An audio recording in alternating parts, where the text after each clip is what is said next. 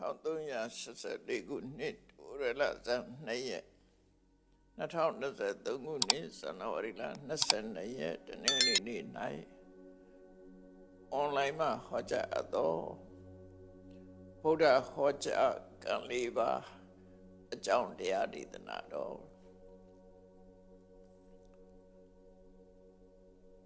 မြတ်စွာဘုရားဟာ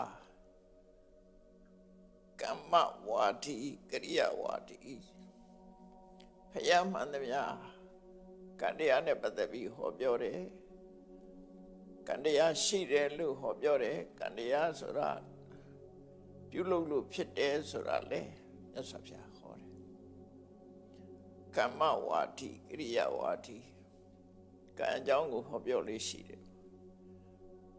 အဲ့တော့လောကမှာကံကိုညှင်းပယ်တဲ့ဝါဒတွေအားရှိသေးတယ်ကံကိုညှင်းပယ်ခြင်းကံ၏အကျိုးကိုညှင်းပယ်ခြင်း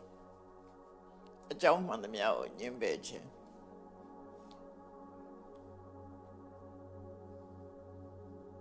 လူဘဝရလာတဲ့ပုဂ္ဂိုလ်တွေဟာအတွေးခေါ်အမျိုးမျိုး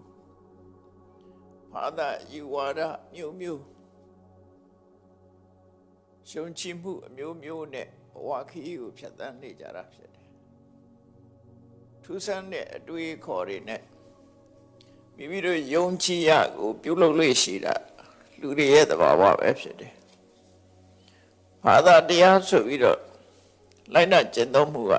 အမှန်တမ်းမျိုးစုံတယ်မကြားဘူးတဲ့အရာတွေလည်းပဲလောကမှာရှိအောင်ပါပဲယုံကြည်ခြင်းနဲ့ပြုလုပ်နေကြတာမိမိတို့ယုံကြည်ခြင်းနဲ့ပြုလုပ်နေတဲ့အရာခတ်သိမ်းဟာကောင်းကျိုးဆိုးကျိုးနှမျိုးတွေနဲ့ကောင်းကျိုးကိုရနိုင်သလားဆိုအများကကောင်းကျိုးချမ်းသာကိုရဖို့မတမခရင်တယ်လှုပ်ဆောင်မှုတွေအမျိုးမျိုးရှိတယ်ပေါ့နော်လူတွေရဲ့ယဉ်ထဲမှာရှိတဲ့ကိရိတာအညစ်အကြေးတွေကိုစင်ကြယ်ဖို့အတွက်အတွေးခေါ်မျိုးမျိုးနဲ့ခန္ဓာကိုယ်ရေချိုးတန်းစင်မဲ့ဆိုရင်အဲ့ဒီမကောင်းတဲ့အကုသိုလ်တွေကတန်ရှင်းသွားစေနိုင်တယ်လွတ်မြောက်နိုင်တယ်လို့ယုံကြည်ပြီးတော့အေးပြီဆိုတဲ့ဆောင်ရသေးကြီးမှာဒီနေ့၃ချိန်ရေချိုးတဲ့ပုဂ္ဂိုလ်လည်းရှိတယ်ဒါသူရဲ့ယုံကြည်ချက်ကညမှာဖြစ်တဲ့အကုသိုလ်တွေကိုမနေ့ကျတော့ရေထဲမှာမျောပစ်တယ်ဆိုတဲ့အယူဆနဲ့ဥဒကတုတ်တိရှည်နဲ့တန်းစင်ဆေးကြောခြင်းအပြင်သူတဏ္ဍမှာရှိတဲ့အကုသိုလ်တွေညစ်ကြေးတွေပျောက်ကဲနေလို့ယုံကြည်တဲ့လည်းလှုပ်ဆောင်ကြခဏခေတ်ထီအောင်အဲ့ဒီယုံကြည်မှုတွေဘာသာတွေရှိနေသေးတယ်ဥရကသုတ်တိကဘာသာလို့ပြောလို့ရတယ်ရှင်းနဲ့တန်းစင်ဆိတ်ချော်တဲ့ဘာသာအဲ့လိုမျိုးလို့ပဲအချင်းမျိုးဆိုလူတွေဟာတီထွင်ပြီးတော့ယုံကြည်ခြင်းနဲ့လိုက်နာကျင့်သုံးနေကြတာဖြစ်တယ်ထို့သောလှုပ်ဆောင်ခြင်းဟာဘာကြောင့်လဲလို့အဖြေထုတ်မယ်ဆိုလို့ရှိရင်တော့လူတွေရဲ့တဏ္ဍမှာရှိတဲ့တကယ်အညစ်အကြေးဆိုတာဘာလဲထိုအညစ်အကြေးကိုတန့်ရှင်းအောင်ဘယ်လိုလုပ်ရမလဲဘယ်အရာတွေကတန့်ရှင်းနိုင်တယ်လဲဆိုတာတွေအမှန်မသိလို့ဖြစ်နေတာပဲဖြစ်တယ်တော့ကမှအမှန်မသိတဲ့အခါမှာအမှန်မသိဘူးဆိုတာအမှားသိနေတယ်အမှားသိနေတဲ့အတိုင်းလိုက်နာကျင့်သုံးတော့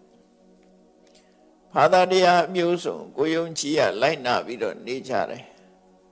ကောင်းကျိုးချမ်းသာဖြစ်ထွန်းဖို့ဆိုတာအမှန်တမ်းခဲရင်တယ်လို့ဆိုရမှာဖြစ်တယ်ပေါ့ဘာသာဝါဒအယူဆတွေကလည်းအလွန်များတယ်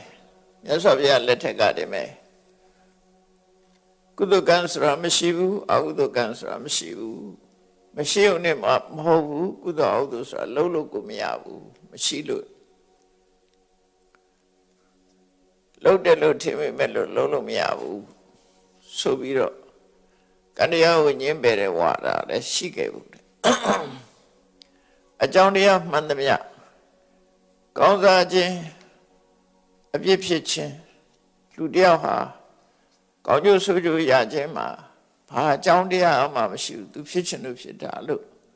ဒီလိုယူဝါဒယူတဲ့ပုဂ္ဂိုလ်လည်းရှိတယ်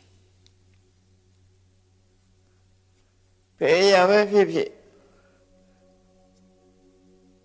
လက်ရှိအနေအထားတစ်ခုကုံဆုံးသွားလို့ရှိရင်နောက်ထပ်ဖြစ်ဖို့မရှိဘူးလို့ဥစ္စေတာယူဝါဒယူတာလည်းရှိတယ်အေးဘဝဆိုတာတစ်ခါပဲနောက်ထပ်မရှိဘူးနောက်တစ်ခါလောကမှာထာဝရမြဲတယ်ဆိုတာခုနှစ်မျိုးပဲရှိတယ်ကျန်တာတွေကဘယ်ရမှမမြဲဘူးတချို့မြဲတချို့မမြဲဆိုတဲ့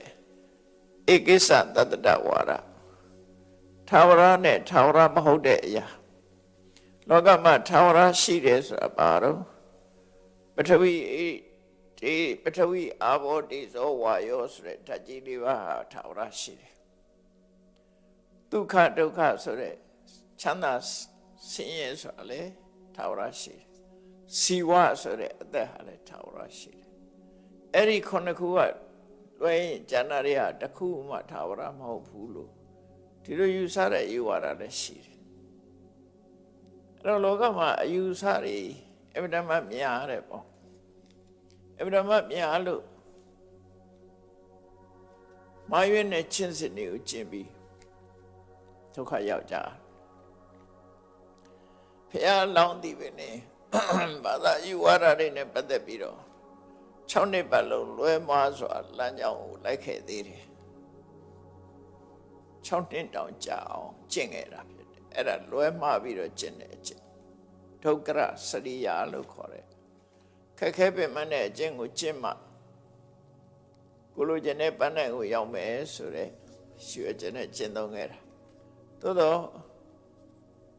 ဆင်းရဲဒုက္ခကြုံရခြင်းဒုက္ခသာလည်းဖတ်တင်ပြီးတော့ရက်လက်ကောင်းထွက်မလာဘူးအဲ့လိုလောကမှာဘာနဲ့ဥပမာတူတော့ဆိုရင်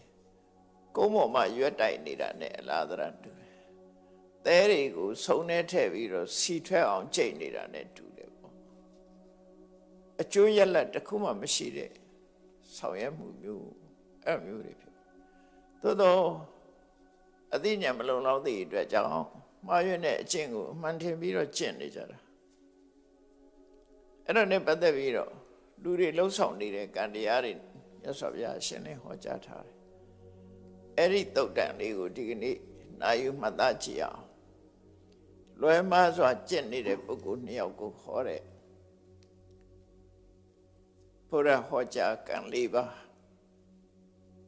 ကံ၄မျိုးခွဲပြီးတော့ဟောကြားထားတာလေ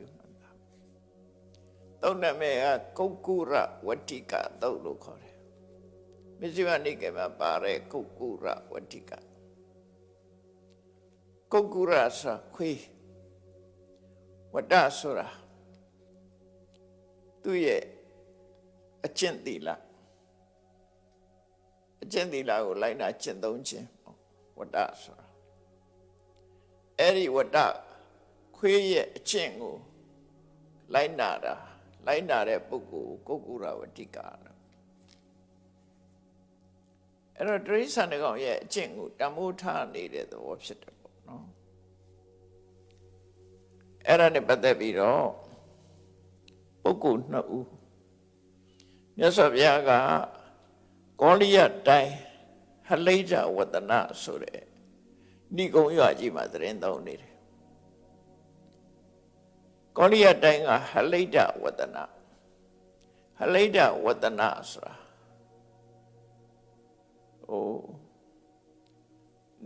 ဟလိဒ္ဓဆိုတာနွင်းကိုခေါ်တာပေါ့ဟလိဒ္ဓိတို့ဟလိဒ္ဓနွင်းအောင်ဆိုးထားတဲ့အဝတ်ကိုဟလိဒ္ဓဝတ္တနနွင်းအောင်ဆိုးထားတဲ့အဝတ်အဲ့ဒါနဲ့အကြောင်းပြုပြီးတော့အဲ့ဒီဏိဂုံးရွာကြီးတီထောင်တဲ့အချိန်တုန်းကအဝါရောင်ကိုခပေးလို့ဟလိဒ္ဓဝတ္တနလို့ခေါ်တဲ့သဘောရှိတယ်ကောလိယတိုင်းမှာအဲ့ဒီဏိဂုံးရွာကြီးမှာမြတ်စွာဘုရားခိတ္တခဏရောက်ရှိပြီးတော့သတင်းသုံးနေတယ်အဲ့လိုသတင်းသုံးနေတဲ့အချိန်မှာမြတ်စွာဘုရားစီလာရောက်တဲ့ပုဂ္ဂိုလ်တွေထဲမှာထူးခြားတဲ့ပုဂ္ဂိုလ်2ဦးဟာဘုရားစီရောက်လာတယ်သူ သူတို့ကဘာထူးခြားတာတော့ဆိုရင်သူတို့အမူအရာထူးခြားတယ်အဲ့ဒီကောလိယတိုင်းသားကောလိယတိုင်းမှာနေထိုင်တဲ့ကောလိယတိုင်းသားပုံနာဆိုတဲ့ပုဂ္ဂိုလ်နဲ့သေနိယဆိုတဲ့ပုဂ္ဂိုလ်ပုံနာဆိုတဲ့ပုဂ္ဂိုလ်ကကောလိယတိုင်းသားဖြစ်ပြီးတော့သူ့ရဲ့ယုံကြည်ချက်ကဘာတော့ဆိုလို့ရှိရင်နွားအကျင့်ကိုရှုံကြည့်ပြီးတော့နွားလို့နေနွားလို့ထိုင်ခြင်းအပြင်သူဟာဒီကောင်းရသူဒီဘုံရောက်လိမ့်မယ်နတ်ပြည်ရောက်လိမ့်မယ်ဒီအကျင့်နဲ့ထိုးကြီးတဲ့နတ်ဖြစ်နိုင်တယ်လို့သူယုံကြည်ချက်ရှိတယ်ကောင်းမဲ့ထင်လို့ကျင့်တာပဲနွားလို့ကျင့်တာနဲ့ဒီအကျင့်ကြောင့်နိုင်ရင်လည်းဖြစ်မယ်သို့မဟုတ်တကူကြီးတဲ့နတ်ကြီးနတ်မင်းကြီးရင်လည်းဖြစ်မယ်သို့မဟုတ်နတ်မင်းနဲ့နတ်တူလည်းဖြစ်နိုင်တယ်နတ်ပြည်ရောက်တယ်လို့ယုံကြည်ချက်နဲ့လုပ်တာပဲသူကယုံ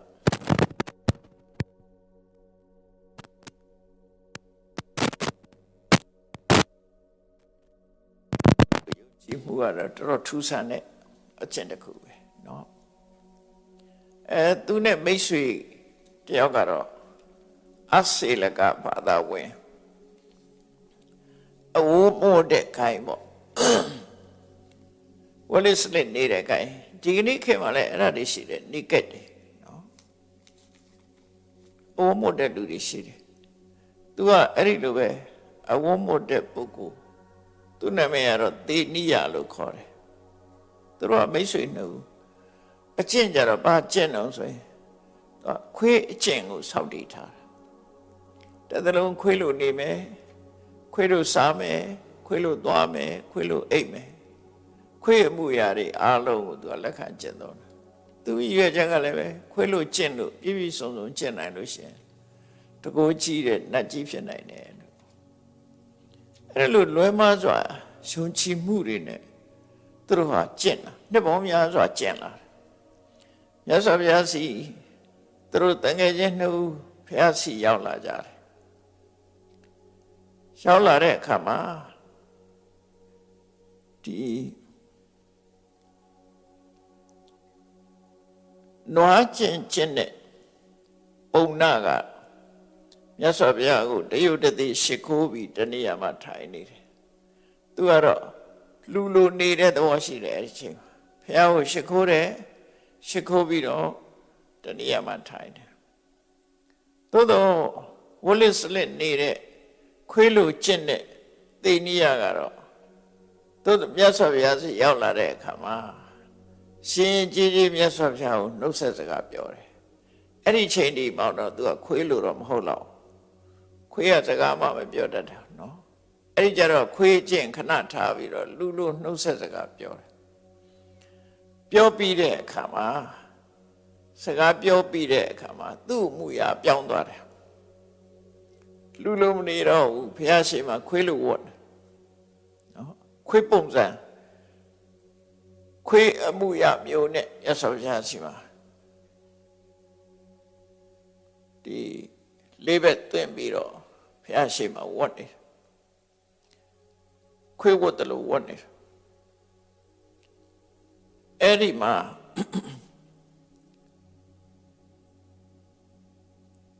နွားလို့ကျင့်တဲ့ပုံနာကမြတ်စွာဘုရားကိုလျှောက်တယ်ရှင်ဘုရားတဲ့ဒါတပည့်တော်ရဲ့တန်ငယ်ချင်းဝလိစရိတ်ကျင့်တဲ့ခွေးကျင့်ကိုလိုက်နာကျင့်သုံးတဲ့သေနိယဖြစ်ပါတယ်သူဟာအဲ့ဓမ္မလူတကမလုံးနိုင်တဲ့အကျင့်ကိုသူကျင့်နေတာဖြစ်တယ်အစာစားတဲ့အခါမှာမြေကြီးပေါ်ချကျွေးတာကိုပဲသူစားတယ်ခွေးလို့ပေါ့နော်မြေကြီးပေါ်ပုံကျွေးမှစားတယ်ခွေးကျင့်ကိုကျင့်နေတယ်သူဟာနှစ်ပေါင်းများစွာခွေးကျင့်ကိုစောင့်တည်ထားပြီးတော့ပြည့်ပြည့်ဝဝခွေးကျင့်ကို ကျင့်နေစေဖြစ်ပါတယ်တဲ့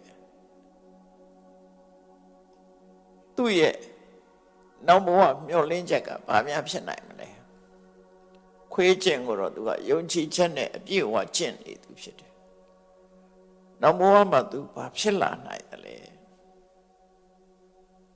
ဖះကိုအဲ့ဒါပုံနာကစပြီးတော့မေးလိုက်တာပြီးတော့မြတ်စွာဘုရားကပုံနာဒီမေကုန်းငါမမေးပါနဲ့မမေးပါနဲ့မင်းငါတခါမဟုတ်ပါဘူးဖះဆိုပြီးတော့ထပ်မေးပြန်တယ်မြတ်စွာဘုရားဒုတိယအကြိမ်နဲ့မင်းငါမမေးပါနဲ့ဒီမေကုန်းကိုမမေးပါနဲ့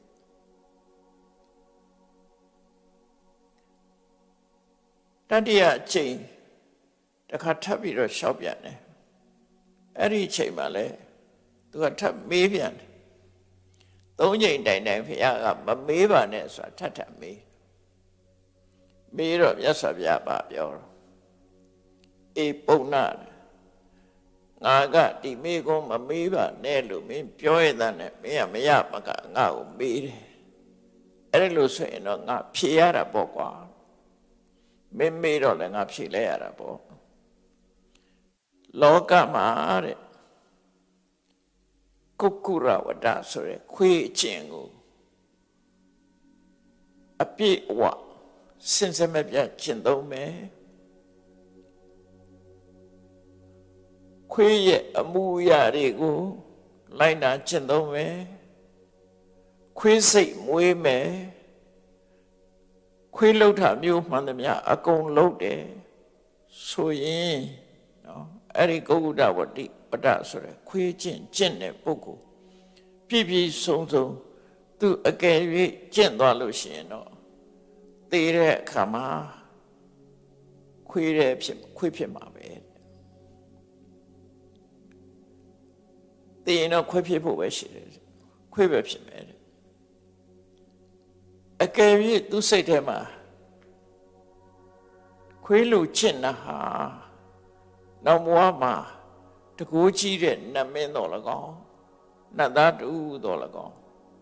ဖြစ်မှာပဲနတ်ပြည်ရောက်မှာပဲလို့ဒီလိုယုံကြည်ချက်အမြင်ရှိတယ်ဆိုရင်အဲ့ဒါမှားနေတယ်အဲ့ဒီအမြင်မှားတဲ့အမြင်ဖြစ်နေမှားတဲ့အမြင်ရှိသူအတွက်လာယဂတိဟာနှမျိုးပဲရှိတယ်ငရဲနဲ့တိရစ္ဆာန်ရွှေချက်မှားပြီးတော့လုံနေတဲ့အလုပ်တွေမှန်သမျှငရဲကြရင်လည်းကြမယ်တိရစ္ဆာန်ဖြစ်ခြင်းလည်းဖြစ်အဲ့ဒါမစ္ဆဒိဋ္ဌိဆိုတာမာရွေးနဲ့အမြင်တစ်ခုနဲ့လုံနေတာအဲ့လုံနေတဲ့အလုပ်တွေဟာတမန်အပြင်ဘာမှပြည့်မရှိဘူးလို့ထင်ကောင်းထင်နေမယ်သို့တော့မာရွေးမှုအခြေခံထားလို့ရှိရင်တော့ငရဲဘုံရောက်ချင်နဲ့ရောက်သွားမယ်မရောက်ရင်တော့ပြိတ္တဟုတ်တိရစ္ဆာန်ဖြစ်မယ်တိရစ္ဆာန်ဘဝဆိုတာ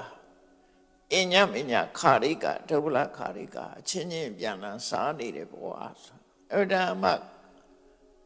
ကာကွယ်မှုကင်းမဲ့နေတဲ့ဘဝတစ်ခုလူတွေကလည်းနှိမ့်ဆက်တယ်အချင်းချင်းလည်းနှိမ့်ဆက်တယ်တိရစ္ဆာန်ဆိုတာလည်းမျိုးပေါင်းကအမှန်တမ်းများတယ်အဲ့ဒါကိုဒီမိစ္ဆာဒိဋ္ဌိမှားရတဲ့အမြင်ရှိနေပြီဆိုလို့ရှိရင်တော့လာယဂတိဟာဒီနှမျိုးတွေကတစ်ခုခုပဲဖြစ်နိုင်တယ်နော်ပုံနာငါပြောလိုက်မယ်ခွေးကျင့်ကိုကျင့်မဲ့ဆိုလို့ပြပြဝဝအောင်မြင်မြင်ကျင့်ရင်ခွေးဖြစ်မယ်မအောင်မြင်ဘူးဆိုငရဲကြမယ်သူကဘယ်ဟာမှမကောင်းနော်ခွေးလို့အောင်မြင်မြင်ခွေးလို့ကျင့်တယ်ဆိုတာအိတ်ထားခွေးလို့အိတ်တယ်နော်စားတော့လေခွေးလို့စားတယ်ကျင့်ကြီးကျင့်ငယ်စုံတော့လေခွေးလို့ပဲသွားရင်လေလေးဘက်ထောက်သွားတယ်အလုံးခွေးရဲ့စတိုင်အပြည့်ဝယူထားတာဒီလိုဆိုလို့ရတယ်နော်ခွေးစတိုင်အပြည့်ဝယူရအဲ့ဒီတိုင်တတ်နိုင်သမျှခွေးလို့နေခွေးလို့ကျင့်အဲ့လိုလေမြတ်စွာဘုရားကဖြေလိုက်ရော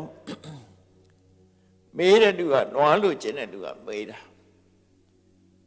ဘယ်သူအတွက်မေးတာတော့ဆိုခွေးလို့ကျင့်တဲ့သူတငယ်ချင်းအတွက်မေးပေးတာဟိုလူကနားထောင်နေတာအဲ့တော့မြတ်စွာဘုရားက ခွေးလို့ကျင့်တာအပြည့်ဝကျင့်ရင်ခွေးဖြစ်မယ်အပြည့်ဝမဟုတ်ဘူးဆိုရင်ငရဲကြမယ်ဘာကြောင့်ငရဲကြတာတုန်းဆိုမှားရွေးနဲ့အမြင်ရှိလို့ငရဲကြတာအဲ့လိုလည်းပြောလိုက်ရောခွေးလို့ကျင့်တဲ့သိနိယဆိုတာကဖះရှိမှငိုတော့တာပဲသူကမျက်ရည်ကြီးငယ်ပေါက်ပေါက်ကြာပြီးတော့ဖះရှိမှအတန်ထွက်ပြီးတော့ငိုတာအဲ့တော့မြတ်စွာဘုရားကပုံနာကိုပြောတယ်နွားလို့ကျင့်တဲ့ကောင်ပြောတာမင်းငါမမေးပါနဲ့လို့ပြောတာမရဘူးတဲ့ဒီမင်းကိုမမေးနဲ့လို့ငါပြောတာမရဘူးတဲ့အခုဟိုကောင်ငိုးနေပြီနော်ဟိုကောင်ငိုးနေပြီငါပြောတာမရဘူးအဲ့တော့သူကလျှောက်တယ်အရှင်ဘုရားတဲ့အရှင်ဘုရားပြောလို့ငိုတာမဟုတ်ပါဘူးတဲ့တပည့်တော်ဟာဒီခွေးအကျင့်ကိုနှစ်ပေါင်းများစွာဆောက်တည်ပြီးတော့စနစ်တကျလိုက်နာကျင့်သုံးခဲ့တာဖြစ်ပါတယ်ဒါလို့စနစ်တကျလိုက်နာကျင့်သုံးပြီးနှစ်ပေါင်းများစွာလှုပ်ထားတဲ့ဟာကအခုလို့ဖြစ်ရမယ်ဆိုတော့တပည့်တော်ဝမ်းနဲ့လို့ငိုတာပါရှင်ဘုရားပြောလို့ငိုတာမဟုတ်ပါဘူးဆိုပြီးတော့ तू ကနွားလို့ကျင့်တဲ့ပုံနာအတွက်မိကုံးမိပြန်တယ်အရှင်ဘုရားဒါတပည့်တော်တန်ခဲ့ခြင်းပုံနာပါ तू ကနွားလို့ကျင့်တာတဲ့ तू လည်းပဲနွားကျင့်ကိုနှစ်ပေါင်းများစွာဆောက်တည်ထားတယ်နွားလို့ကျင့်နေတာခုမှမဟုတ်နှစ်ပေါင်းများစွာကျင့်တာအဲ့တော့သူ့ရဲ့လာယဂတိရောဘာဖြစ်မလဲဆိုတော့မြတ်စွာဘုရားကသေနိယမင်းဒီမေကုန်းကိုထားလိုက်ငါ့ကိုမမေးနဲ့မဟုတ်ပါဘူးဗျာပေးပြရစီပါဒုတိယအကြိမ်မြတ်စွာဘုရားကမမေးပါနဲ့ဆိုမေးပြန်တတိယအကြိမ်ထိအောင်မြတ်စွာဘုရားတားမြစ်တော်လဲသူကဆက်ပြီးတော့မေးတယ်နွားကျင့်ကိုပြပြဝကျင့်သူဘာဖြစ်မှလဲဆိုတော့မြတ်စွာဘုရားကဲမင်းကိုငါမေးပါနဲ့တို့အချိန်ချင်းတားရတဲ့နဲ့မင်းကမေးပြန်ပြီအဲ့တော့ငါပြောရမှာပေါ့ကွာလောကမှာတဲ့သေနိယနွားအကျင့်ကိုပြည့်ပြည့်စုံစုံစင်ဆက်မပြတ်နော်နွားအကျင့်ကိုကျင့်မယ်နွားရဲ့အလေးထားတွေလိုက်နှုတ်မယ်နွားစိတ်မွေးမယ်နွားရဲ့စတိုင်အပြည့်အဝရှုမယ်ဆိုလို့ရှိရင်သူကသေရင်နွားပဲဖြစ်မှာသေရင်နွားဖြစ်မှာတဲ့အကယ်၍ဒီအကျင့်နဲ့အပြည့်ရောက်ပြီးတော့တကူကြည့်တဲ့နတ်ဖြစ်တယ်လို့ယုံကြည်မဲ့ဆိုလို့ရှိရင်အဲ့ဒါမှားရွံ့တဲ့ယုံကြည်ချက်ဖြစ်နေတယ်အဲ့ဒီမှားရွံ့တဲ့ယုံကြည်ချက်ကိုလက်ခံကျင့်သုံးထားတဲ့ပုဂ္ဂိုလ်တယောက်ဟာလာယဂတိနှမျိုးပဲရှိတယ်ငရဲနဲ့တိရစ္ဆာန်တစ်မျိုးမျိုးပဲဖြစ်မယ်သေနိယနှိကုံးချုပ်ပြောလိုက်မယ်နွားလို့ကျင့်တဲ့အကျင့်ကိုအောင်မြင်မြင်ကျင့်မဲ့ဆိုလို့ရှိရင်ဒီလိုအနွားပဲဖြစ်မယ်အကယ်၍မအောင်မြင်မှုဆိုရင်တရေကြမယ်အဲ့ဒီတော့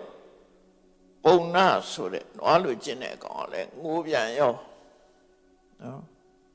ငိုတော့မြတ်စွာဘုရားသေနိယပြောတာမင်းလည်းငါပြောတာပဲမမေးပါနဲ့လို့ဆိုကောင်ငိုပြန်ပြီပေါ့ဆိုတော့ရှင်ဘုရားပြောလို့ငိုတာမဟုတ်ပါဘူးတဲ့တပည့်တော်နှစ်ပေါင်းများစွာနွားကျင့်ကိုကျင့်လာခဲ့တာအဲ့ဒါအတွက်ရှုကြုံမရလို့ငိုတာပါလို့ဆိုပြီးတော့သူကဘာလျှောက်တော့တပည့်တော်အရှင်ဘုရားပေါ်မှာယုံကြည်ပါတယ်တဲ့တပည့်တော်ကျင့်တဲ့နော်နွားကျင့်ကိုပယ်ဖြတ်နိုင်လောက်အောင်တပည့်တော်နွားကျင့်ခဲ့တဲ့ပုဂ္ဂိုလ်ဖြစ်တယ်အဲ့ဒီနွားကျင့်ကိုစွန့်လွတ်နိုင်အောင်ရှင်ဘုရားတပည့်တော်ကိုရှင်ပြနိုင်နိုင်မယ်လို့တပည့်တော်ယုံကြည်ပါတယ်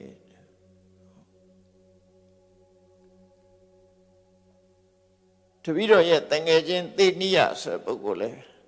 သူလဲခွေးကျင့်တာနှစ်ပေါင်းများစွာကြာလာပြီရှင်ဘုရားကရှင်းပြလို့ရှင်လဲသူလဲခွေးကျင့်ကိုစွန့်ပယ်နိုင်နိုင်မယ်လို့ယုံကြည်ပါတယ်လို့ သူတို့နှစ်ယောက်စလုံးဒီအကျင့်တွေကိုစွန့်လွတ်နိုင်လောက်အောင်ရသော်ဗျာ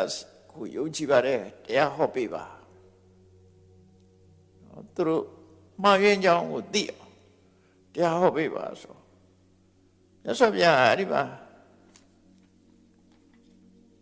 နွားချင်းနဲ့ခွေးချင်းရဲ့လာရကတိကိုဟောပြီးပြီအဲ့ဒီချိန်မှာရသော်ဗျာကံလေးပါးကိုရှင်းပြလိုက်တာသူတို့နှစ်ယောက်ကိုကံလေးပါးပဲရှင်းပြတယ်တခြားတရားမဟုတ်ဘူးဘာလို့လဲဆိုရင်သူတို့လိုက်နာကျင့်သုံးမှုနဲ့ပတ်သက်ပြီးနေ့စဉ်လုံးနေတဲ့ကံတရားဟာဘယ်လိုအကျိုးပေးတယ်ဆိုတာကိုသိရှိနားလည်အောင်ဒါဗုဒ္ဓဟောကြားကံလေးပါးဆိုတာဒီမှာတမန်ကံတွေနဲ့ထူးခြားတဲ့ဒါကံလေးပါးရသော်ပြသုံးနဲ့စကလုံးနဲ့ကြည့်ကံလေးပါးဆိုတာတဲ့အမဲရောင်ဖြစ်ပြီးတော့အမဲရောင်အကျိုးကိုပေးတဲ့ကံကတစ်ခုနော်ဆိုလိုတာကအလုပ်တစ်ခုဟာမကောင်းတဲ့အလုပ်ဖြစ်ပြီးမကောင်းတဲ့အကျိုးပေးတာစာလို့ပြောမယ်ဆိုရင်ကံဏဝိပါကကံဏဆိုတာမဲနဲ့တော့ကံဏဝိပါကမဲနဲ့တော့အကျိုးဆိုအထိပ္ပယ်ကမဲတာဒီအယောင်မဲလို့ပြောတာမဟုတ်ဘူးဘဝမှာဘယ်တော့မှမတောက်ပြောင်နဲ့မကောင်းမှုအကုသိုလ်အလုပ်ကိုကံကိုကဏလို့ခေါ်တယ်အမဲ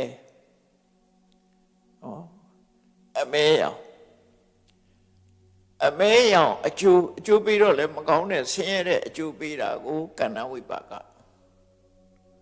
မကောင်းမှုလုပ်ပြီးတော့မကောင်းတဲ့အကျိုးရတယ်အဲ့ဒါကိုကဏဝိပါကအမဲရောင်ဖြစ်ပြီးတော့အမဲရောင်အကျိုးပေးတယ်ဆိုလိုတဲ့အဓိပ္ပာယ်ကဆိုးရတဲ့ကံတရားသည်ဆိုးရတဲ့အကျိုးပေးတဲ့ကံတဘာဝကဆိုးရပြီးတော့အကျိုးပေးတော့လဲဆိုးရတယ်ဆိုကံနော်တဘာဝကဆိုးတဲ့အကျိုးကိုလည်းပေးတယ်ကဏဝိပါကအဲ့ဒီကဏဆိုတဲ့အသုံးမျိုးဥပမာဆိုတော့ခုခေတ်သုံးတာရှိတယ်လူတယောက်ကို playlist စရင်ထဲမှာအဆိုးစရင်နဲ့ထည့်လိုက်တာခုခေတ်လူတွေကအမဲစရင်လို့ဘာသာပြန်နေကြတယ်မဲစရင်ပြောတာမဟုတ်ဘူး playlist ဆိုတာကြီးဘာလို့တိုက်ရိုက်ကြည့်ဘာသာပြန်ပြီးသုံးတယ်လည်းမသိဘူးတကယ်ကတော့ playlist ဆိုတာအမဲစရင်လို့ပြောတာမဟုတ်ဘူးနာမည်ပြည့်စရင်မကောင်းတဲ့စရင်မကောင်းတဲ့စရင်နဲ့ပါတယ်ပေါ့ဆိုးရတဲ့စရင်အဲ့လိုဆိုလို့တယ်ဒီမှာလည်းပဲကဏဝိပါကဆိုတဘာဝကလည်းဒီအလုပ်ဟာဆိုးရတဲ့အကျိုးပေးတယ် playlist ဆိုအဲ့ဒါမျိုးပြောတာပဲမကောင်းတဲ့စရင်နာမည်ပြည့်စရင်လို့ဆိုလို့တယ်ပေါ့နော်နာမည်ပြည့်တဲ့စရင်အဲ့တော့မြတ်စွာဘုရားလည်းအဲ့လိုသုံးတာရှိတယ်ကံဝိပါကဒါနံပါတ်1နံပါတ်2ကျတော့သုတ်ကဝိပါကစကလုံးအရာပြောမယ်ဆိုသုတ်ကဆိုတာဖြူစင်တာသုတ်ကဝိပါကဖြူစင်တော့အကျိုးကာလကိုပြောတာမဟုတ်ဘူးလှုပ်တဲ့ကံတရားဟာကောင်းပြီးတော့အကျိုးကလည်းကောင်းတဲ့အကျိုးပေးတယ်ကံတရားတဘာဝလည်းကောင်းတဲ့အကျိုးလည်းပေးတယ်လို့ဆိုလို့တယ်နောက်တတိယမျိုးစားပါတော့ဆိုရင်ကဏသုတ်ကဝိပါကံအဖြူမဲဆိုတဲ့အသုံးကိုသုံးထားတာအဲ့တော့ကောင်းတာမကောင်းတာကံတရားကလည်းတဘာဝအပြင်ကောင်းတာမကောင်းတာနှစ်ခုရောနေတယ်အကျိုးပေးတော့လည်းအကောင်းမကောင်းနှစ်ခုရောပြီးတော့အကျိုးပေးတဲ့ကံဒါတတိယမျိုးစားနောက်တစ်ခါနံပါတ်4ကျတော့အကဏအတုတ်ကံအကဏအတုတ်ကဝိပါကံကမေခယ ကမ္မခရာယတောင်းတတိအဲ့တော့ဒီကံကျတော့အမဲဟိုမကောင်းတာလည်းမဟုတ်ဘူးကောင်းတာလည်းမဟုတ်ဘူးသွားစကလုံးတိုင်ပြောရဆိုရင်ဖြူလည်းမဟုတ်ဘူးအမဲလည်းမဟုတ်ဘူးဖြူလည်းမဟုတ်ဘူးမဲတဲ့အကျိုးဖြူတဲ့အကျိုးလည်းပေးတာမဟုတ်ဆိုလိုတာကတဘာဝအဖြစ်အကောင်းလို့လည်းမဆိုနိုင်ဘူးအဆိုးလို့လည်းမဆိုနိုင်ဘူးအကျိုးပေးတာလည်းပဲအကောင်းလည်းမဟုတ်အဆိုးလည်းမဟုတ်တဲ့အကျိုးပေးပြီးတော့ကံအားလုံးကိုဖယ်ရှားပြနိုင်တဲ့ကံတရားတဲ့အဲ့တော့ဒီလိုကံလေးမျိုးကိုမြတ်စွာဘုရားဟောတာတော့ရှင်းရှင်းပြောရမယ်ဆိုလို့ရှိရင်ခါတိုင်းပြောနေကြအတိုင်းပြောမယ်ဆိုရင်ကုသိုလ်ကံအကုသိုလ်ကံနော်ကုသိုလ်အကုသိုလ်နှစ်ခုရောနေတဲ့ကံကံဆိုတာ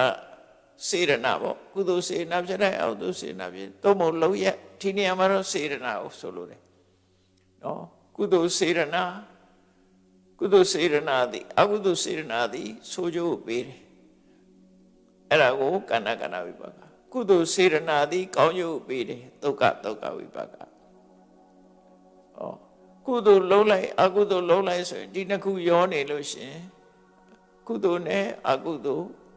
ရောထွေးနေတယ်ကုသိုလ်လုံးအကုသိုလ်တစ်ဖက်ကကုသိုလ်လုံးတယ်တစ်ဖက်ကအကုသိုလ်လုံးတယ်ဆိုပါစို့တစ်ဖက်ကတရဝရီတတ်တယ်မုတ်ဆိုးလုံးတယ်ဆိုပါစို့သားကောင်နေတတ်တယ်တတ်ပြီးတစ်ဖက်ကနေပြီးတော့အဲ့ဒီတတ်တာတဲ့အသားနဲ့ဆွန်းလှူတယ်ဆွန်းကတ်တယ်ဆွန်းလောင်းတယ်နော်ကောင်းတာရောမကောင်းတာရောလုပ်နေတယ်တော့ပေါ့နော်အဲ့ဒါလို့ကုသိုလ်လည်းလုပ်တယ်အကုသိုလ်လည်းလုပ်တယ်အကျိုးပေးတော့လဲကုသိုလ်ကလည်းအကျိုးပေးမယ်အကုသိုလ်လည်းအကျိုးပေးမယ်အဲ့ဒါကိုအကဏ္ဍအတုကဏ္ဍတုတ်ကကဏ္ဍတုတ်ကဝိပါကလို့ပြောတာအဖြူမဲရောနေတယ်နောက်တတိယစရုထအမျိုးအစားကြတော့အမဲလည်းမဟုတ်ဘူးဖြူလည်းမဟုတ်ဘူးဆိုတာကုသိုလ်လည်းမဟုတ်ဘူးအကုသိုလ်လည်းမဟုတ်ဘူးဘာကြောင့်မဟုတ်ကုသိုလ်အကုသိုလ်မဟုတ်ဘူးဆိုတာကံဟုတ်ပါအောင်မလားလဲဆိုတော့ကံတော့ကံပဲနော်ကုသိုလ်လည်းမဟုတ်ဘူးအကုသိုလ်လည်းမဟုတ်ဘူးဒါပေမဲ့ကံအဲ့ဒီကံသည်ကောင်းကျိုးလည်းမပေးဘူးဆိုးကျိုးလည်းမပေးဘူးကံတွေကိုဖျက်သိမ်းပစ်တယ်ဒီလိုကံတရား၄မျိုးဟောတာအဲ့တော့ရှင်းရှင်းပြောလိုက်လို့ရှိရင်ပထမကအကုသိုလ်ကံဒုတိယကုသိုလ်ကံတတိယကုသိုလ်အကုသိုလ်ရောနေတဲ့ကံစတုထကြတော့မက်စိတ်နဲ့ရှင်တဲ့စေရနာမက်ကုသိုလ်ကံကိုပြောတာမက်ကုသိုလ်ကံသည်ကံတရားတွေကိုအလုံးဖြတ်သိမ်းပြစ်တယ်ဘာကြောင့်ကံကိုဖြတ်သိမ်းတာတော့ဆိုကိလေသာကိုဖြတ်လိုက်တာကိလေသာကိုပယ်လိုက်သည့်အတွက်ကြောင့်ကံတရားတွေအကျိုးမပေးတော့အဲ့တော့ကံတရားကိုလည်းဖြတ်သိမ်းပြစ်တယ်ပေါ့ကမ္မခရာကံကိုကုံသွားစေတယ်အကျိုးပေးတာမဟုတ်တော့မက်ကုသိုလ်ကဒါကြောင့်လို့မက်ကုသိုလ်ဆိုတာဒီဘဝပဲအကျိုးပေးတယ်နောက်ပရိသေရိဆိုတာမရှိဘူးဒါကြောင့်မို့အကျိုးမပေးဘူးလို့ပြောတာနော်ဘဝကိုဖြတ်သိမ်းပြစ်လိုက်တယ်ဖြတ်သိမ်းပြစ်လိုက်တော့သူကအဆိုးလည်းမဟုတ်ဘူးကောင်းလည်းမဟုတ်ဘူးသို့တော့ဘဝဆိုတာမရှိတော့ကံတရားဆိုတာမရှိတော့ဘူးလို့အဲ့လိုမြတ်စွာဘုရားဒီမှာကဏ္ဍတုတ်ကဆိုတဲ့စကားလုံးတွေကိုအသုံးချပြီးတော့ကံလေးမျိုးကိုဟောတယ်တဲ့ဒီပုံနာဆိုတဲ့ခွေးလိုကျင့်တဲ့နွားလိုကျင့်တဲ့ကောင်နော်ဒီလိုဟောတာနွားလိုကျင့်တဲ့ကောင်ခေါင်းတက်ပြီးတော့ဟောတာပေါ့လေသူတို့နှစ်ယောက်ကိုဟောလိုက်တာခွေးလိုကျင့်တဲ့ကောင်နဲ့နွားလိုကျင့်တဲ့ကောင်အဲ့ဒီမှာမြတ်စွာဘုရားကရှင်းပြတယ်ကဏ္ဍဝိပါကတဘာဝကိုကမကောင်းမဲနဲ့မကောင်းတဲ့အကျိုးပေးတယ်ဆိုပါလေလောကမှာတဲ့လူတယောက်ဟာဆင်းရဲဒုက္ခကိုဖြစ်စေတတ်တဲ့အကုသိုလ်မှုတွေအကုသိုလ်စေရနာတွေသူပြုလုပ်နေတယ်ရှင်ထဲမှာအကုသိုလ်စေရနာနဲ့အကောင်းတဲ့လုပ်တယ် ဆင်းရဲဒုက္ခကိုဖြစ်စေနိုင်တဲ့အပြောမျိုးတွေကိုပြောတယ်ဆင်းရဲဒုက္ခကိုဖြစ်စေနိုင်တဲ့စိတ်ကူးစိတ်တန်းတွေကိုစိတ်ကူးတယ်အဲ့ဒီပုဂ္ဂိုလ်ဟာဆင်းရဲစေတဲ့ကာယကံဝစီကံမနောခံတွေကိုဖြစ်စေသောကြောင့်အဲ့ဒီကံရဲ့အစွမ်းကြောင့်သူဟာဆင်းရဲတဲ့ဘဝကိုရောက်ရတယ်ဆင်းရဲတဲ့ဘဝရောက်ပြီးတော့ဆင်းရဲတဲ့အတွေ့အကြုံတွေကိုသူတွေ့ကြုံရလိမ့်မယ်ဆင်းရဲတဲ့အတွေ့အကြုံတွေနဲ့တွေ့ကြုံရသည့်အတွက်ကြောင့်ဆင်းရဲတဲ့စိတ်ခံစားချက်တွေလုံးဝဒုက္ခသက်ဖြစ်တဲ့စိတ်ခံစားချက်တွေကိုသူခံစားရလိမ့်မယ်တဲ့ဥပမာပါတော့ဆိုရင်ငရဲသားတ attva တွေလိုပဲအဲ့တော့ငရဲချစေတတ်တဲ့ကံကိုပထမကံလို့ပြောတဲ့သဘောပဲဒါနော်ငရဲချစေနိုင်တဲ့အကုသိုလ်ကံတွေကိုလုပ်တဲ့ပုဂ္ဂိုလ်ဟာကာဏဝိပါကကံလုပ်တယ်ဆင်းရဲဒုက္ခကိုဖြစ်စေနိုင်တဲ့အလုပ်တွေကိုလုပ်နေတယ်ပေါ့ဒုက္ခဆိုအကျိုးပေးမှာအဲ့တော့ငရဲသားတ attva တွေငရဲရောက်မဲ့ပုဂ္ဂိုလ်တွေဒါကိုလုပ်နေတာဖြစ်တယ်လောကမှာကိုလှုပ်တဲ့ကံကြောင့်ဘဝမှာဘဝဆိုတာဖြစ်လာတာဖြစ်တယ်ဘုဒ္ဓပုဒ္ဒတဥပပတ္တိဘုဒ္ဓပုဒ္ဒတဥပပတ္တိတကယ်လှုပ်တဲ့အကုသိုလ်ကံလှုပ်လို့ရှိရင်အကုသိုလ်ကံကြောင့်ဘုဒ္ဓတအကုသိုလ်အကျိုးတွေဖြစ်လာတယ်အဲ့တော့ကံကိုလှုပ်တဲ့အတိုင်းပဲဖြစ်တယ်နော်ကိုလှုပ်တာမကောင်းဘူးလို့ရင်မကောင်းနဲ့ယံကရောတိတေနဥပပစ္စတိကိုလှုပ်တဲ့အတိုင်းအကျိုးပေးတာကိုကအကုသိုလ်တွေလှုပ်လို့ရှိရင်ဆင်းရဲတဲ့အကျိုးပေးမှာပဲသူတို့ဆိုလို့တယ်ပေါ့ဆင်းရဲတဲ့အကျိုးပေးတဲ့အကုသိုလ်ကံလှုပ်လို့ရှိရင်ဆင်းရဲတဲ့အတွေ့အကြုံတွေသူခံစားရလိမ့်မယ်တဲ့ဒါကြောင့်မို့လို့အတိအမြင်ပြောချင်တာကတော့ကမ္မထာယတာတတ္တာတရားတွေဟာကိုလို့တာကိုဝိခံရလိမ့်မယ်ကိုကတစ်ဖက်သားဒုက္ခရောက်အောင်လုပ်လိုက်လို့ရှင်အဲ့ဒီဒုက္ခကိုဝိခံရမှာပဲကိုလို့တာကိုဝိခံရမယ်ကိုလို့တဲ့လုပ်ရကိုပဲကိုရတယ်ကမ္မထာယတာ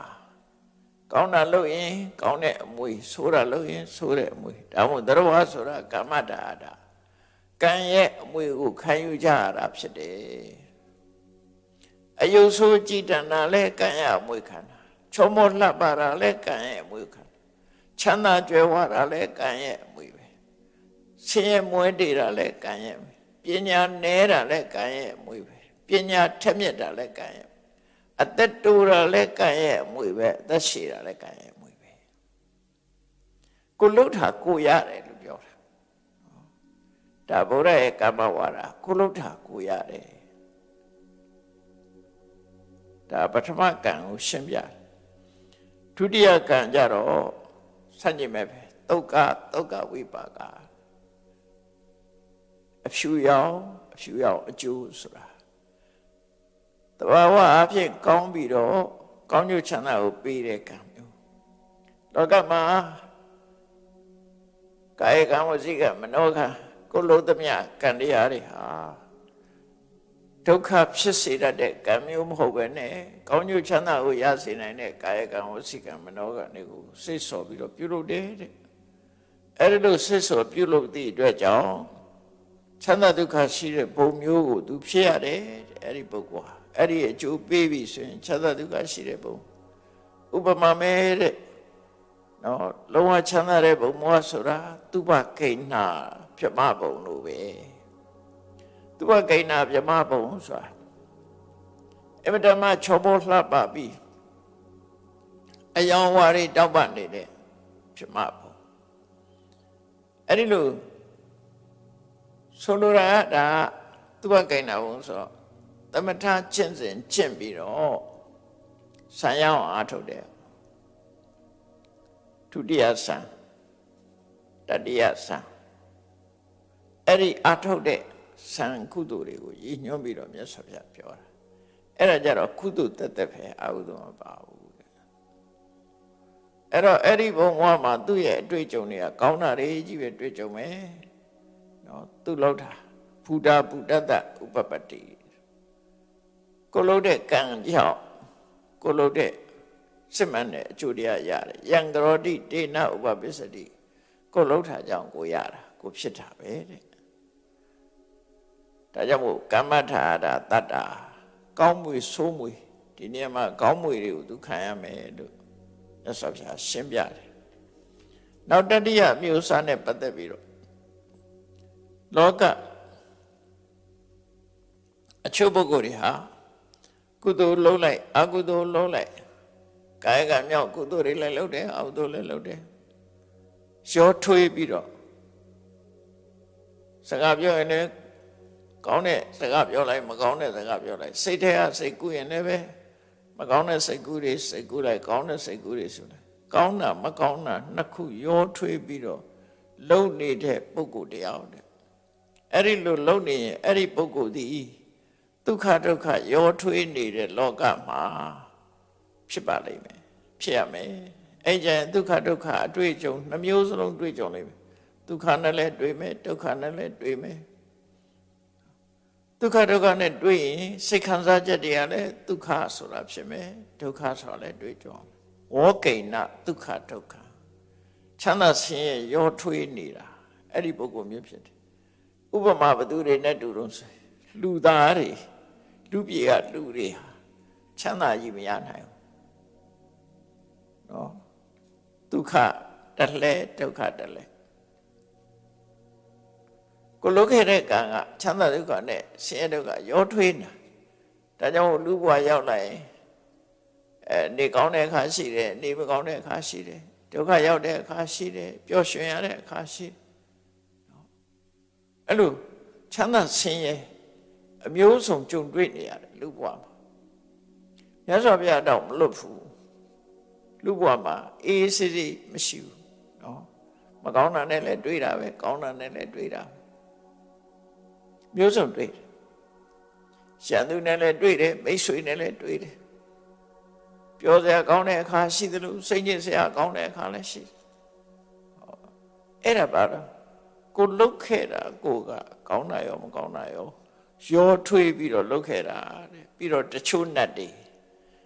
ကလည်းတကယ်ချမ်းသာမဟုတ်ခုနသူဘကိဏဆိုတဲ့ပြမကြတော့လုံးဝစိတ်ညစ်တာမရှိဘူးသူတို့ကြတော့နတ်တွေကြတော့လည်းပဲစိတ်ညစ်ရသေးတယ်ဟုတ်လဲနတ်ကြတော့စိတ်ညစ်လို့တည်တဲ့နတ်ရှိတယ်အဲ့ဒါမနောပရောတိကနတ်လို့ခေါ်တယ်စိတ်ဆိုးပြီးတော့တည်တဲ့နတ်ရှိတယ်ခိတ္တပရောတိကနတ်ဆိုတာအပျော်ကျူးပြီးတော့တည်တဲ့နတ်ရှိတယ်နတ်ကလည်း jealousy များတယ်နတ်တို့ကသူ့ရဲ့အချမ်းရံနေနဲ့ယထာစီးပြီးဥယျာဉ်ထွက်လာလို့ရှင်အဲ့ဒါကိုမြင်တဲ့တခြားနတ်ကဒီကောင်ကကြွဆောင်နေဆိုပြီးတော့မနာလို့ဖြစ်လာ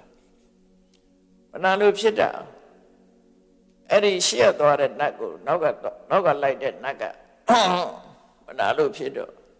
ရှေ့သွားတဲ့နတ်ကလှည့်ကြည့်လိုက်တဲ့ကမနာလို့တဲ့မျက်နှာရိပ်တွေတွေ့ရတယ်တွေ့တော့ငါကုသိုလ်နဲ့ငါရတာမင်းကဘာဆိုင်လို့လဲငါ့ကိုဘာလို့မနာလို့ဖြစ်ရလဲသူကလည်းပြန်ပြီးတော့စိတ်ဆိုးတယ်သူကစိတ်ဆိုးဟိုကစိတ်ဆိုးပို့ပြီးတော့ဒေါသတွေမထိန်နိုင်တဲ့အခါမှာအဲ့ဒေါသမိလောင်ပြီးနှစ်ယောက်စလုံးသေသွားကြ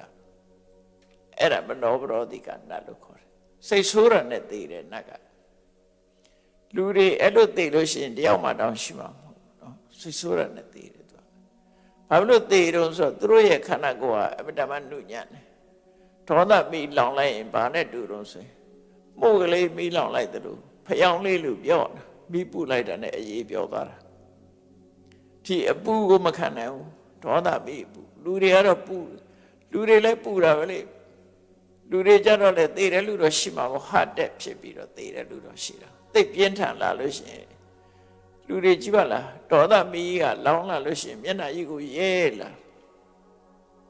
နှာခမ်းတွေကဆက်တကူလုံးတုံဆက်တွေဖြစ်အတန်းတောင်ပြီးအောင်မထွက်နိုင်တော့အဲ့ဒါလူတွေထိကြိုက်တာပဲလေသို့တော့ သူ့ရဲ့ခန္ဓာကိုယ်ကယုတ်ကြမ်းသည့်အတွက်ကြောင့်အတော်အသင့်အပူခံနိုင်တယ်ပေါ့မသေးဘူးနတ်ကြတော့အဲ့လိုမရဘူးအသက်ပါသွားရှုခန္ဓာအဲ့ဒါကြောင့်မို့ဒုက္ခဒုက္ခလျှော့ပြီးတော့တချို့နဲ့တည်းတဲ့နောက်တချို့ဝိနိပါတိကဆိုဝိပါတိကပြိတ္တာတွေတချို့ပြိတ္တာတွေရတယ်ပဲဒုက္ခတက်လဲတယ်တချို့ပြိတ္တာတွေဆိုရင်နေခံညဆံညခံနေဆံဆိုရှိတယ်နေခါမှာတော့ဘုံမိမ့်မှနဲ့နေတယ်ညရောက်လာတဲ့အခါကျတော့ငရဲခံညပြန်တယ်အဲ့လိုနေခံညဆံဆိုတာရှိဒုက္ခဒုက္ခရောလုံးလာတယ်အဲ့ဒါကတတိယအမျိုးအစားလို့ဆိုလို့တယ်အဲ့တော့အကဏအတုက္ခဆိုရယ်သုထအမျိုးအစားကြတော့အဖြူလည်းမဟုတ်မဲလည်းမဟုတ်သို့မဟုတ်အကောင်းလည်းမဟုတ်ဆိုးလည်းမဟုတ်ကောင်းကျိုးပေးမှအကောင်းခေါ်တာကောင်းဆိုးလည်းမဟုတ်ကောင်းကျိုးလည်းမပေးဆိုးကျိုးလည်းမပေးကောင်းကျိုးဆိုးကျိုးမရှိပဲနဲ့ကံတရားကိုပယ်ဖြတ်တဲ့ကံတရားသူလည်းကံပဲအဲ့ဒီကံကဘယ်လိုကံတော့ဆိုအကုသိုလ်ကိုပယ်နိုင်တဲ့မနဲ့ရှင်တဲ့စေရနာနော်အကုသိုလ်ကိုပယ်နိုင်တဲ့မနဲ့ရှင်တဲ့စေရနာအကုသိုလ်ကိုပယ်နိုင်တဲ့မနဲ့ရှင်တဲ့စေရနာအကုသိုလ်ကိုပယ်နိုင်တဲ့မနဲ့ရှင်တဲ့စေရနာအဲ့ဒီစေရနာမျိုးကိုအကဏအတုက္ခဝိပါကအဖြူလည်းမဟုတ်မဲလည်းမဟုတ်ကောင်းလည်းမဟုတ်ဆိုးလည်းမဟုတ်လှုပ်ထားတဲ့ကံတွေကုသိုလ်လည်းဖယ်တယ်အကုသိုလ်လည်းဖယ်တယ်ကုသိုလ်နဲ့အကုသိုလ်ဆိုတာအကုသိုလ်ကိုဖယ်လိုက်လို့ရှိရင်ကုသိုလ်ဆိုတာလည်းမဖြစ်တော့ဘူးသူကဘာဖြစ်လို့တော့ဆိုလို့ရှိရင်အလင်းနဲ့အမှောင်လိုပဲလေအမှောင်ဖယ်လိုက်ရင်အလင်းရောက်တယ်အလင်းဖယ်လိုက်ရင်အမှောင်ရောက်တယ်အဲ့တော့အမှောင်မရှိတော့ဘူးဆိုလို့ရှိရင်အဲ့တော့အလင်းကြီးလည်းပြောလို့မရတော့ဘူးနှစ်ခုရှိလို့သာခေါ်နေတာဟုတ်တခုတည်းဖြစ်နေတဲ့ကုသကံဟာဖယ်ရှားစရာမရှိဘူးအလင်းရောင်တစ်ခုကဖယ်ရှားစရာမရှိဘူးအမှောင်လေးမရှိဘူးဆိုတဲ့အခါကျတော့နေ့အခါကြည့်လိုက်ပေါ့နေ့မှာအပြင်မှာဆိုရင်မှောင်တာလည်းမရှိဘူး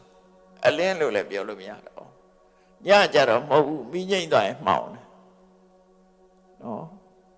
လင်းနဲ့မှောင်နဲ့ညမှာကြတော့လင်းနဲ့မှောင်ရှိတယ်နေ့ကြတော့နေဘူးအောက်မှာဆိုရင်မှောင်တာလည်းမရှိတော့အဲ့လိုဆိုလို့အဲ့ကုသိုလ်နဲ့အကုသိုလ်ကလည်းအဲ့တိုင်းပဲအကုသိုလ်ရှိနေလို့ကုသိုလ်ရှိရတာအကုသိုလ်မရှိတော့ဘူးဆိုရင်ကုသိုလ်ရှိကြမလို့တော့ညဆိုလို့တယ်အလုံးအဲ့ဒီနှစ်ခုစလုံးရှင်းနာသွားတယ်တန်တရားမှာအကျိုးပေးစရာမရှိတော့ဘူးမကုသိုလ်ဖြစ်လာလို့ရှိရင်ကိလေသာတွေကုန်သွားပြီအဲ့ဒီကိလေသာကုန်သွားစေတဲ့မစေရနာဟာအကဏအတုက္ခဖြူလည်းမဟုတ်မဲလည်းမဟုတ်ကောင်းလည်းမဟုတ်ဆိုးလည်းမဟုတ်အကဏအတုက္ခဝိပါကဖြူတဲ့အကျိုးလည်းမဟုတ်မဲတဲ့အကျိုးလည်းမဟုတ်ကောင်းတဲ့အကျိုးလည်းမဟုတ်ဆိုးတဲ့အကျိုးလည်းမဟုတ်ဘူးကမ္မခရာယတံဝတ္တိကံကိုပါပဲဖြတ်ပြလိုက်တာကံကိုပဲဖြစ်ပြလိုက်တော့ကံအကျိုးပေးစရာနေရာလည်းမရှိတော့ဘဝလည်းမရှိတော့ဘဝရှိမှအကျိုးပေးမှာဘာမှမရှိတော့အဲ့ဒါကြောင့်မို့မြတ်စွာဘုရားအဲ့ဒါကံကိုပယ်တတ်တဲ့ကံတရားဆိုတာမက်စေရနာမက်စိတ်မှာရှင်တဲ့စေရနာကိုဆိုလိုတယ်အရတ္တမက်စိတ်မှာရှင်တဲ့စေရနာသည်ကံအလုံးကိုဖယ်ပလိုက်တယ်နော်သောတပတိမနဲ့ရှင်တဲ့မက်စေရနာသည်အပေပုံကြတဲ့ကံတွေကိုဖယ်လိုက်တယ်နောက်တဂရဂမိမဲ့အနာဂမိမဲ့နဲ့ရှင်တဲ့စေရနာသည်အနာဂမိမဲ့နဲ့ရှင်တဲ့စေရနာသည်ကာမဘုံမှာအကျိုးပေးတဲ့ကံတွေဖယ်လိုက်တယ်အရဟတမေနဲ့ရှင်တဲ့စေရနာသည်ဘယ်ဘုံမှအကျိုးပေးစရာမရှိတော့လို့ကံတရားအလုံးကိုဖယ်လိုက်ပြီးသားဖြစ်သွားတယ် အဲ့တော့ဘုံရှိနေခြင်းသည်ကံရှိနေခြင်းကြောင့်ဘဝရှိနေခြင်းသည်ကံရှိနေခြင်းကြောင့်ကံရှိနေခြင်းသည်ကိလေသာရှိနေခြင်းကြောင့်မက်စိတ်ကကိလေသာကိုဖယ်လိုက်လို့ရှိရင်ကံအကျိုးပေးလို့မရဘူးကံကျိုးပေးလို့မရလို့ရှိရင်ကံကျိုးပေးရဘုံဆိုလည်းမရှိတော့အဲ့ဒါကိုအကန္နာအတုက္ခအကန္နာအတုက္ခဝိပါကလို့ဒီနေရာမှာမြတ်စွာဘုရားကံ၄မျိုးခွဲခြားပြီးတော့ဟောတာဒါကတန်တရားဝကလွတ်တဲ့တတိယကံမျိုးကတန်တရားဝကလို့အဲ့တော့တတိယကံကဘယ်လိုကံလုံးလို့မေးလို့ရှိရင်ဝိပဿနာတရားအထုတ်လို့ရလာတဲ့မဲ့အဲ့ဒီမဲ့နဲ့ရှင်တဲ့စေတနာကိုဆိုလိုတယ်နော်အဲ့ဒီလိုဆိုလိုတယ်ဝိပဿနာတရားအထုတ်မှရလာဝိပဿနာတရားအထုတ်တဲ့အချိန်မှာဝိပဿနာဉာဏ်နဲ့ရှင်တဲ့ကံကကုသကံနော်ကုသကံသူကအကျိုးပေးသည်အဲ့တော့ဝိပဿနာကိုအကြောင်းပြုပြီးတော့ပေါ်လာတဲ့မဲ့နဲ့ရှင်တဲ့စေတနာကြတော့အကျိုးမပေးတော့ကိရိတာတွေကုန်သွားတယ်ဒီလိုအဓိပ္ပာယ်မျိုးဆိုလိုတယ်ပေါ့နော်အဲ့ဒီလိုမြတ်စွာဘုရားကဒီဘဝတစ်ခုကလွတ်မြောက်ဖို့ဆိုတာအခုလိုအဖြူလည်းမဟုတ်မဲလည်းမဟုတ်နော်တဘာဝတရားကိုပဲ့ဖြတ်တဲ့မက်စေရနာဆိုတဲ့သရုတ်ထကံမျိုးရမှသာလျှင်လုံးဝဖြူစင်တယ်ခုနကနွားလို့ကျင့်နေခွေးလို့ကျင့်နေလို့ရှင်ဒါအမဲပဲဆိုးပဲတွေ့မယ်မကောင်းတဲ့လူရကမကောင်းတဲ့အကျိုးပဲပေးမှာပဲဆိုတာကိုမြတ်စွာဘုရားနားလေသဘောပေါက်သွားအောင်ဟောလိုက်တာအဲ့ဒီကနေလွတ်ချင်လို့ရှိရင်မင်းတို့ဒီအကုသိုလ်လည်းမဟုတ်ဘူးကုသိုလ်လည်းမဟုတ်ဘူးနော်ကုသိုလ်ကအကုသိုလ်ကနှမျိုးပဲဖြတ်နိုင်တယ်မက်စေရနာဆိုတဲ့မက်ဆိုတဲ့ကုသိုလ်မျိုးရအောင်ကြိုးစားအထောက်အမဲလို့ဒီလိုအတိပေးလိုက်တဲ့အခါကျတော့ပုံနာဆိုတဲ့နွားလို့ကျင့်တဲ့ကောင်ကသဘောပေါက်သွားပြီသူကပဲလျှောက်တယ်ရှင်ဘုရားရှင်းပါတယ်ဗျာကောင်းလိုက်တာရှင်ဘုရားရှင်းပြတာတပည့်တော်သဘောပေါက်နားလည်သွားပြီဖုံးထားတဲ့အရာကိုဖွင့်ပြလိုက်သလိုလမ်းမနေတဲ့ပုဂ္ဂိုလ်ဒီလမ်းကသွားဆိုပြီးတော့ညွှန်ပြလိုက်သလိုအမောင်ထဲမှာမိထွန်းပြလိုက်သလိုရှင်းလင်းသွားပါပြီတဲ့ဒါကြောင့်ဒီနေ့ကနေစပြီးတော့သူဥပဒကလို့မှတ်တော်မူပါဘုရားတရားသံဃာယရဏသုံးပါးစိကလို့ဥပဒကအဖြစ်မှတ်ပါလို့သူကလူဥပဒကအဖြစ်နွားချင်းတဲ့ကောင်ကနွားချင်းကိုစွန့်လွတ်ပြီးတော့သူကသဘောပေါက်သွားတယ်နွားချင်းကိုစွန့်လွတ်ပြီးတော့တာမန်ဥပဒကတရားအဖြစ်ခံယူလိုက်တယ်အဲ့ဒီမှာဝလစ်စလစ်နဲ့လာတဲ့သေနိယဆိုတဲ့ခွေးလို့ချင်းတဲ့အကောင်ကတော့မြတ်စွာဘုရားကိုလျှောက်တယ်ရှင်ဘုရားမှန်ပါတယ်ရှင်ဘုရားပြောတဲ့အတိုင်းရှင်းပါတယ်ဒါကြောင့်တပည့်တော်ရှင်ဘုရားဘုရားတရားသံဃာယရဏသုံးပါးကိုစိကပ်ပါတယ်အဲ့ဒါလျှောက်ပြီးတော့သူကဥပဒကလို့မလျှောက်တော့ဘဲနဲ့ဘုရားတရားသံဃာကိုတပည့်တော်ယုံကြည်ကိုးကွယ်ပါတယ်ဒါကြောင့်တပည့်တော်ဟာမြတ်စွာဘုရားရဲ့ထံမှာရှင်ပြုခွင့်ယဟန်ပြုခွင့်ရချင်ပါတယ်နော်ပပိစ္ဆာဆိုတာ initiation ရှေးဥစွာပပိစ္ဆာဆိုရှင်သာမဏေနောက်ပြီးတော့ဥပတံပရတိုးမြင့်ပြီးတော့ကျင့်တဲ့ယဟန်ဘုံကအဲ့ဒါမျိုးကိုရပါရစေပါလို့ဆိုမြတ်စွာဘုရားပြောတော့သေနိယတဲ့မင်းဟာဘာသာခြားမှာအကျင့်နေတဲ့သူလည်းယဟန်တစ်ပါးပဲပေါ့အစိတ်လားဆိုအကျင့်နေတဲ့ပုဂ္ဂိုလ်တူဖြစ်နေအဲ့ဒီလိုဘာသာခြားဖြစ်ပြီးတော့ဘာသာခြားအနေထားနဲ့ဒီသာသနာမှာဝင်ပြီးတော့ယဟန်ခံခြင်းနဲ့ဆိုရင်ချက်ချင်းယဟန်ခံလို့မရဘူးတဲ့4 လမင်းလိုက်တာကျင့်သုံးမှုပြရမယ်4 လကျင့်သုံးရမယ်4 လဆိုင်ငံ့ရမယ်သူ့ကိုစောင့်ကြည့်မယ်4 လကျင့်ခိုင်းမယ်ဒါတွေလုပ်ဆိုပြီးတော့သူ့ကို4 လ training ပေးဦးမယ်နော်4 လ training ပေးပြီးတော့မှ4 လကုန်တဲ့အခါမှာ ယဟန်တွေကစိတ်တိုင်းကြပြီဆိုတော့မှယဟန်ကပေးမယ်ယဟန်ဖြစ်ဖို့ရစိတ်တိုင်းကြပြီဆိုမှဒါပေမဲ့လို့တဲ့ဒီကိစ္စမှာပုဂ္ဂိုလ်တဦးနဲ့တူအရေးချင်းမတူဘူးဆိုတာတော့ငါနားလဲတယ်တရားသိဥပဒေမဟုတ်ဘူးမြတ်စွာဘုရားဆိုလိုတာကမင်းဟာစိတ်ဓာတ်ဘလောက်ထက်သန်တယ်လဲထက်သန်မှုမရှိဘူးလားဆိုတာအဲ့ဒီပုဂ္ဂိုလ်တဦးနဲ့တူမတူတာကိုငါထည့်သွင်းပြီးစဉ်းစားတယ်အဲ့တော့စိတ်ဓာတ်ဒါထက်သန်နေတဲ့ပုဂ္ဂိုလ်ကြတော့လေးလဆိုင်စရာမလိုဘူးစိတ်ဓာတ်မထက်သန်တဲ့ပုဂ္ဂိုလ်လေးလဆိုင်ရမယ်သူကစောင့်ကြည့်မယ်အဲ့တော့ဗမာပြည်မှာဒါနဲ့ပတ်သက်ပြီးပြောရမယ်ဆိုရင်တော့ဒီဘာသာကြားနဲ့တော့မဆိုင်ဘူးပေါ့နော်ဗမာပြည်မှာဘုန်းကြီးဝတ်ချင်အခုဝတ်ချင်တဲ့ဆိုအခုဝတ်လို့ရတယ်ဘုန်းကြီးဝတ်တဲ့ပုဂ္ဂိုလ်လူလာပြီးတော့ရှောက်ရင်အခုပဲဒုံလဘရဟန်းခံလို့ရကိုရီးယားတို့ဘာလို့မဟာယာနတွေကြတော့အဲ့လိုဝတ်ချင်တယ်ဝတ်လို့မရဘူးသူတို့နော်ဘုန်းကြီးဝတ်ချင်တယ်ကိုရီးယားဘုန်းကြီးဝတ်တဲ့ဆိုရင်ကိုရင်ဘဝနဲ့4 နှစ် training ယူရတယ်သူ4 နှစ်နော်4 နှစ်ပြည့်ပြီဆိုမှသူ့ကိုရဟန်းခံပေးတာချက်ချင်းရဟန်းခံမပေးဘူးသူတို့မဟာယာနဂိုင်းနေကြတယ်ထေရဝါဒဂိုင်းကတော့လာခဲ့ okay ကောင်းရိပ်ချက်ချင်းဝတ်ပေးလိုက်တယ်ဒါထေရဝါဒဂိုင်းမဟာယာနဂိုင်းကြတော့လာ4 နှစ်သင်တန်းတဲ့4 နှစ်ပြည့်လို့ရှိရင်သူက training ယူတဲ့ထဲမှာဘာတွေပါတော့ဆိုရင်စိကံချက်တစ်ခုကပါတော့ဆိုရင်ယဟန်တွေ့ရင်ချက်ချင်းကတော့ပြုတ်လားမပြုတ်ဘူးလားအဲ့ဒါအဆောင်ကြည့်တယ်ကတော့ပြုတ်မှအဲ့ဒီကိုတော့ကလက်မထိုးမှသူကယဟန်ဖြစ်တာနှုတ်ဆိုမဖြစ်ဘူး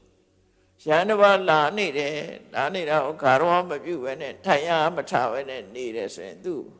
လက်မထိုးမပေးဘူးအမှတ်မရအောင်အဲ့ကြရင်သူယဟန်မဖြစ်ဘူးအဲ့လိုလည်းရှိတယ်နော်သူတို့စီကြတော့တင်းကျပ်တဲ့စီမြင့်နေရှိတယ်အမျိုးသမီးတယောက်ဟာဘိက္ခုနီဝတ်ချင်တယ်ဆိုလို့ရှိရင်လည်းဒီတိုင်းပဲတာမဏေရီဘဝနဲ့လာကျင့်4 နှစ်ကျင့်ခြံတင်ဒီသူတို့ရဲ့တုတ်တန်တွေကိုရွှတ်ရမယ်ဘုရားရှိခိုးရမယ်ဒီစိကံချက်တွေအကုန်လိုက်နာရတယ်နေရာထိုင်နှံ့သွားတာလားရစာတွေအကုန်4 နှစ် training ပြီးမှဘိက္ခုနီဖြစ်ခွင့်ရှိတယ်ကိုရီးယားသွားတော့သိခဲ့တယ်သူတို့ပြောပြနော်တမန်နဲ့အဲ့တော့သူတို့အင်ကြီးဝတ်ထားတို့ဘာတို့ကတော့ရဟန်းနဲ့တူတယ်သို့တော့အင်ကြီးလက်မှာအနီရောင်ပတ်ထားအဲ့ဒီအနီရောင်ပတ်ထားရင်ဒါကိုရင် trainee ရဟန်းမဟုတ်သေးဘူးရဟန်းဖြစ်ပြီဆိုလို့ရှိရင်သူကအမှတ်ရှိသေးတယ်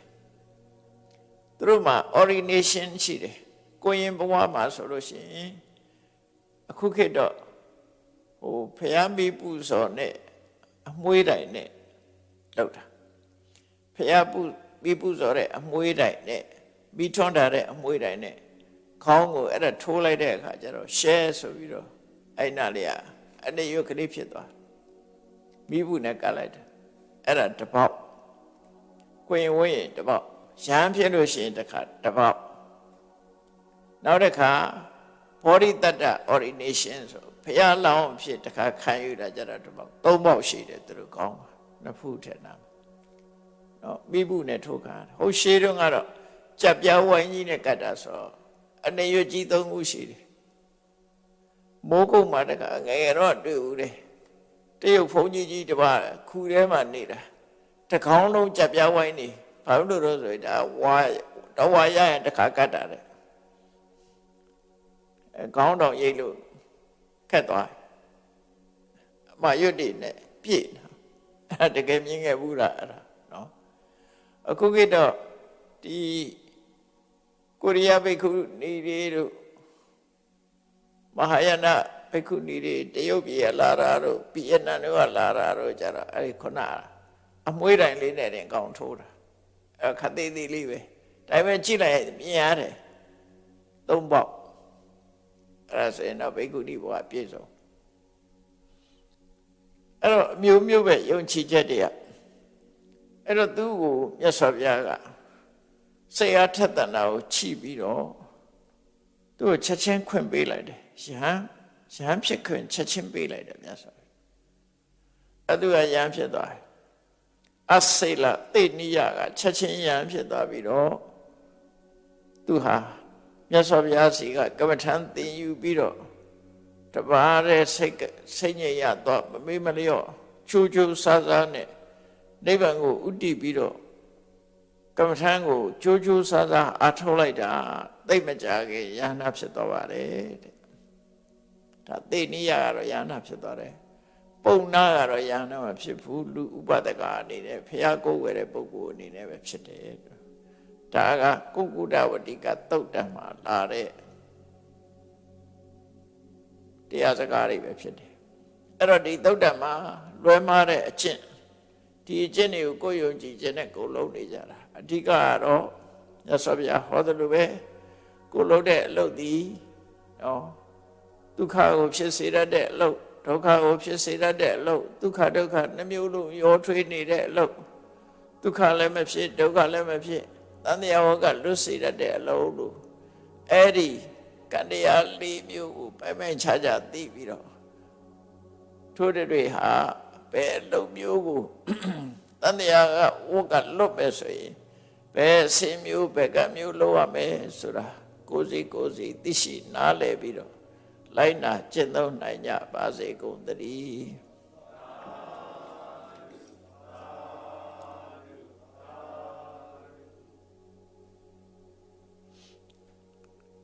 ရှိတဲ့ချာအရှင်ဖေယဖေယတပည့်တော်တို့သည်ဓမ္မအတိညာရရှိမှသာလျှင်နိဗ္ဗာန်ချမ်းသာကိုရမောပြုနိုင်ပါသောကြောင့်ဓမ္မအတိညာရရှိစေရန်ရှိတန်ကြလျက်ဓမ္မသဘင်ဆင်ကျင်ပါပြုလုပ်ကြ၍အမတဒါနဓမ္မဒါနတရားအလှတော်ကိုပေးလူကြပါကုန်၏တရားတော်မြတ်ကိုယုတိလေးမြတ်စွာမမတ်သားသာအာယုန်ထားလျက်နာကြားကြပါကုန်၏တရားတော်မြတ်ကိုတတ္တဗဝတ္ထုအစုစုတို့ဖြင့်ပူဇော်ကြပါကုန်၏ယနေ့ယခုအာထုတ်ပြုလို့ရသောဤကောင်းမှုဤကုသိုလ်စုစုသည်နိဗ္ဗာန်ချမ်းသာ၏အကြောင်းထောက်ပံ့ဖြစ်ပါစေတည်းဤကောင်းမှုဤဖို့ဘာကကိုအမိအဖအဖို့အဖွာဆွေမျိုးညာတိတို့အားကုသိုလ်အမြတ်ဝေငှပါကုန်၏31ဘုံကျင့်ဒီကုန်သောလုံးစုံများစွာတတ္တဝါတို့သည်ကုသိုလ်အမြတ်ကိုယ်စီရကြကုန်သည်ဖြစ်၍ကိုယ်စိတ်နှဖျားချမ်းသာကြသည်ဖြစ်ကြပါစေကုန်သတည်း